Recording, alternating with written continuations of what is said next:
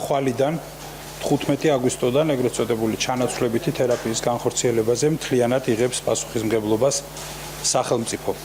ხოლო ჩანაცვლებითი თერაპიის ამ დრომდე მოქმედი კერძო ცენტრები წყვეტენ ფუნქციონირებას. ხვალიდან ნარკომომხმარებლები კერძო ჩანაცვლებითი პროგრამებით ვეღარ ისარგებლებენ. ეს სერვისი მთლიანად სახელმწიფოს დაქვემდებარებაში გადადის.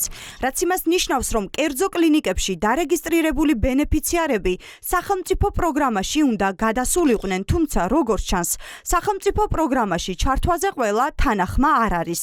დღეს მიხეილ სარჯველაძემ სპეციალურად გამართულ ბრიფინგზე არ დაასახელა რიცხვი, რამდენმა ბენეფიციარმა თქვა უარი სახელმწიფო ჩანაცვლების პროგრამაში გადასვლაზე. თქვა ის, რომ სურველებიდანაც კი უარი სახელმწიფომ თავად უთხრა 100-მდე ადამიანს. მიაქციონ ყურადღება ცენტრში მისვლის დროს და დაიცვან შესაბამისი ინსტრუქციები. მათ შორის, რა თქმა უნდა, იქონიონ პირადობის დამადასტურებელი საბუთი. იმ შემთხვევისთვის, თუ კი ვინმეს ჰქონდა სახელმწიფოსთვის მომართვის ობიექტური დამაბრკოლებელი გარემოებები, ჩვენ მივიღეთ გადაწყვეტილება, რომ მომდევნო 1 კვირის განმავლობაში 22 აგვისტოს ჩათვლით პერიოდში მომართვის შემთხვევაში გამარტივებული პროცედურების გავლის შედეგად ისინი ჩაირიცხებიან სახელმწიფოს პროგრამაში.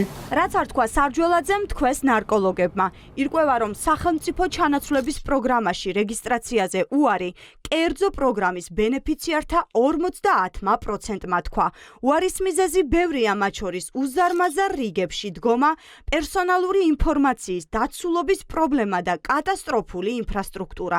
ზურაბ სიხარულიძე, რომელიც ნარკომომხმარებლებისთვის კერძო ჩანაცვლებითი პროგრამის ხელმძღვანელი იყო, აცხადებს, რომ ხალხი, ვინც უარი თქვა სახელმწიფოს დაქვემდებარების ქვეშ მკურნალობაზე, ახლა ქუჩის ნარკოტიკისთვის არის განწირული.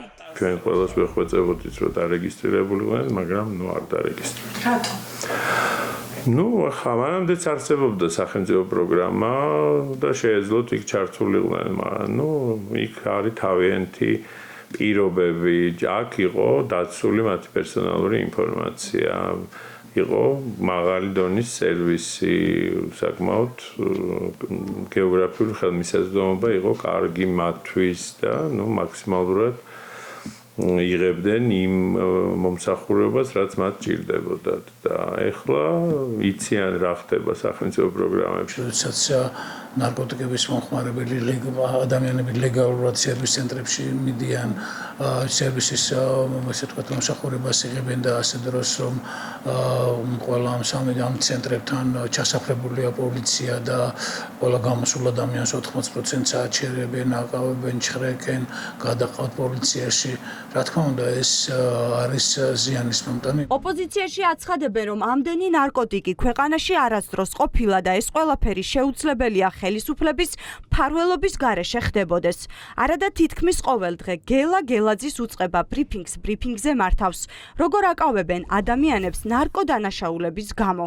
ლელოში აცხადებენ, რომ ეს მხოლოდ და მხოლოდ პიარული ნაბიჯია, რაც პრობლემას ვერ მოაგვარებს, რადგანაც ეს პრობლემა თავად ქართულმა ოცნებამ და ბიძინა ივანიშვილის რეჟიმმა შექმნა. ნარკოპოლიტიკა უნდა ემყარებოდეს ზრუნვას ნარკოდამოკიდებულებზე, ზრუნვას და მხარდაჭერას. ამისთვის ჩვენ ვამბობთ, უკვე მეორე არჩევნებია, რომ გარდაულად აუცილებელია ამ ქვეყანაში არსებობდეს ნარკორეაბილიტაციის ცენტრები, სადაც სახელმწიფო სხვა მოქალაქეებთან ერთად იზრუნებს თითოეულ ნარკოდამოკიდებულებზე, შესთავაზებს მათ იმ ტიპის გამოსავალს, რომელიც მათ სჭირდებათ. დღეს საპარლამენტო უმრავლესობის წევრებმა აღიარეს, რომ ნარკოტიკების მოხმარების ასეთ მძიმე მდგომარეობამდე ქვეყანა ლიბერალურმა ნარკოპოლიტიკამ მიიყვანა.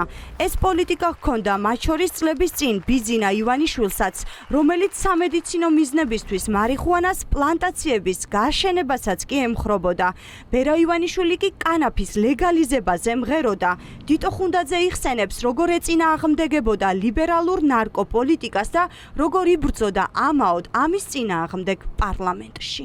სამწუხაროდ მაშინდელი მმართველი გუნდის გარკვეული ნაწილი, რომელიც დღეს მათი ძირითადი ნაწილი სწორედ იმ ლიბერალურ რადიკალურ ოპოზიციას არიან შეერთებული, ხელს უწყობდნენ, რომ ნარკოპოლიტიკა ყოფილიყო იმდაგვარი, როგორიც იყო. ეს იყო შეცდომა, მე არაერთხელ გამიმჟღავნები ამაზე, აბა დამაცადეთ, ჩვენ ორ ხმაში ვისაუბროთ. მე არაერთხელ გამიცხადებია, რომ ეს იყო შეცდომა, ეს იყო დაუშვებელი. 2025 წლის თებერვალში ამერიკის შეერთებული შტატების სახელმწიფო დეპარტამენტის ანგარიში ადასტურებს, როგორი რთული მდგომარეობაა საქართველოში ნარკოტიკებთან დაკავშირებით. ქვეყანაში მათ შორის დადასტურდა 85 მილიონიანი დოლარის ღირებულების ჰეროინით სავსე სატვირთოს შემოსვლა და მის მიერ 2 საბაჟო პუნქტის თავისუფლად გავლის ფაქტი. ამიტომაც ამ დრომდე პასუხგაუცემელი რჩება კითხვა, როგორ ხდებოდა ან ხდება ეს ყველაფერი გავლენიანი ფარველების გარეშე.